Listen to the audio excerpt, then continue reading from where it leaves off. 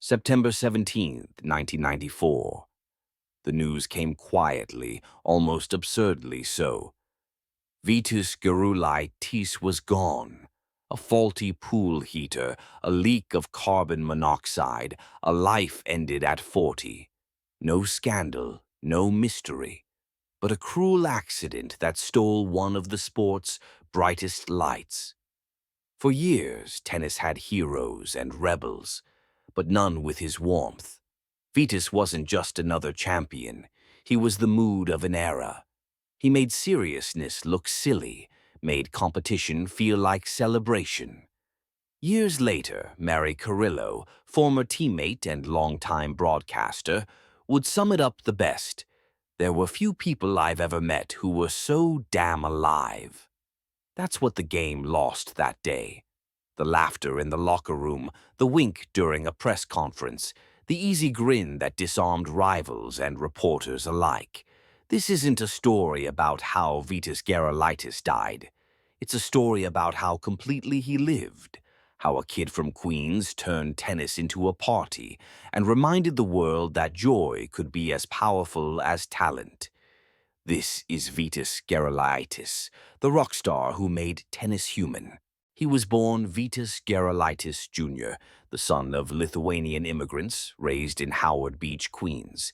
His family lived modestly, just a short subway ride from Manhattan's glitter. From the beginning, Vitas carried that New York rhythm, fast-talking, quick-thinking, and never afraid to stand out. On court, he was all movement and mischief. He had the hair, the grin, the flair. Tennis hadn't seen anything like it. Where others obsessed over baseline drills, he saw sport as theater. And yet, behind that style was substance. By his early 20s, he was already taking on Borg, Connors, and a teenage McEnroe, the toughest generation tennis has ever produced. In 1977, he won the Australian Open, his first and only Grand Slam title. 2 years later, he led the United States to the Davis Cup title, a moment he called one of the proudest of his life. That same year, he reached the U.S. Open final, losing to McEnroe but winning over the crowd with his fearless net play and charm. He was the bridge between two worlds, the wooden racket purists behind him and the power-driven modern age ahead. And through it all, he carried New York with him. The confidence, the humor, the one-liners. "If I did as well on the court as I do off the court," he once joked, "I'd be #1 by now." He wasn't just a tennis player. He was a personality in motion, a man who could rally the crowd, out-talk the press, and still outplay most of his rivals. For all his charm and showmanship, Vitas was no lightweight on court. He worked relentlessly, often spending entire days on court. His coach, Tony Palafox, once said he might be on the court for 10 hours a day. He would practice something until he had it right. That mix of charisma and discipline made him dangerous. He wasn't just entertaining the crowd, he was quietly perfecting the art of attacking tennis. Serve, charge, finish. A throwback to an older, braver style of play that was disappearing from the sport. His career peak came between 1977 and 1981, when he was a fixture in the top 10. He reached semifinals at Wimbledon and the final of the French Open, and in 1979 helped lead the United States to victory in the Davis Cup, one of his proudest moments. It was also the year he faced his old rivals, Borg and Connors, again and again, often losing, always smiling. And then came the match that sealed his reputation for wit as much as talent. In January 1980, after 16 straight losses to Jimmy Connors, he finally beat him in a tournament. Facing the press afterward, he grinned and delivered one of tennis's immortal lines. "And let that be a lesson to you all. Nobody beats Vitas Gerulaitis 17 times in a row." The line became legend, part humor, part defiance, and entirely him. and in one of those ironies he might have laughed at himself. He actually did lose to Bjorn Borg 17 times in a row in his career. That was Vitas, too, able to make fun of his own record and still light up the room. He wasn't the best player of his era, but he might have been the most loved, and that mattered more to him than rankings ever did. By the late 1970s, tennis had gone glamorous, global, and loud, and no one embodied that more than Vitas Gerulaitis. If Borg was the ice and Connors the rage, Vitas was the light. He made the circuit look like fun again. He was everywhere, on magazine covers, at charity galas in Manhattan's Studio 54, dancing with Bianca Jagger or Cheryl Tiegs. He dated socialites and models and was a regular fixture in New York nightlife. The tabloids adored him, but the affection was mostly genuine. Everyone wanted Vitas at their table. Once asked about the lipstick marks on his tennis whites, he laughed. "Well, I'm a pretty sociable guy, and I don't get lonely too often." And then, with that trademark grin, he'd add another classic line.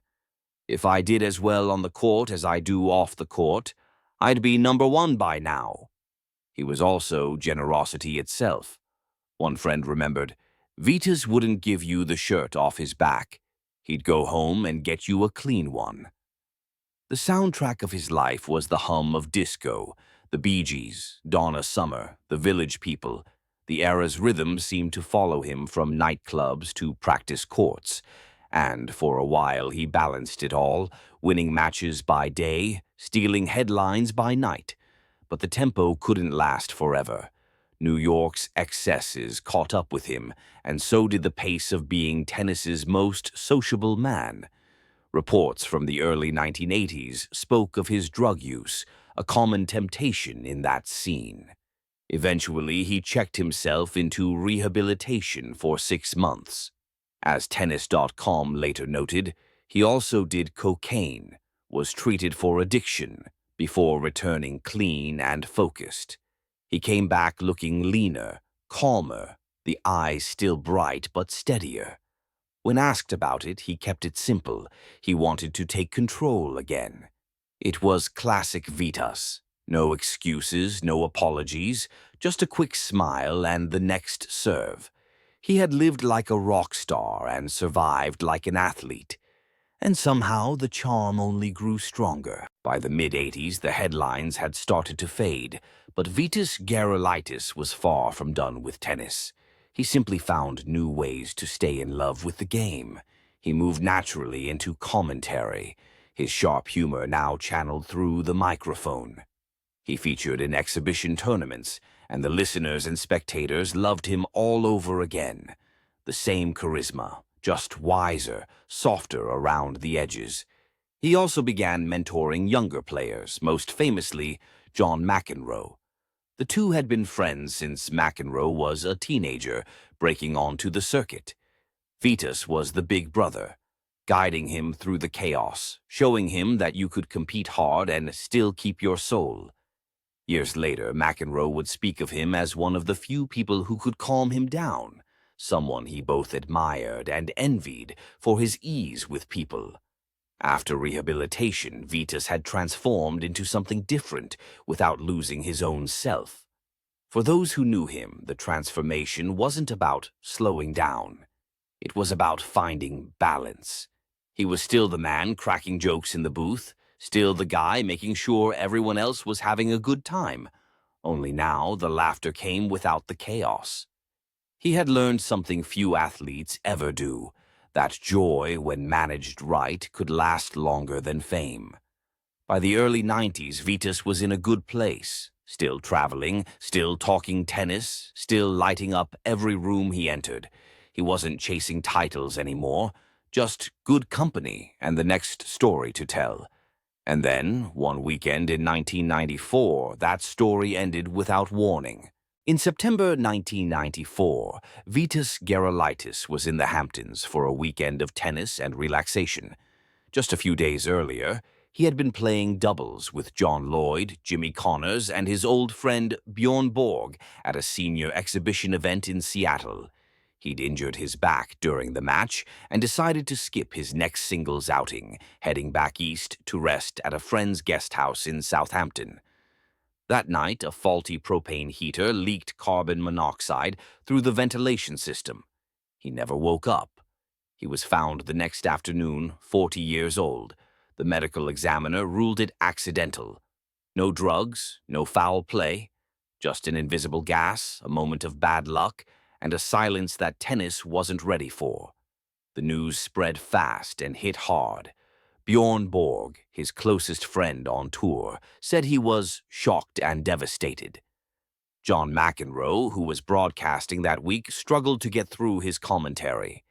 The press conferences were subdued. Players spoke less like colleagues and more like people who had lost a friend. In the end, it wasn't the extravagance or the nightlife or the pressure that took him.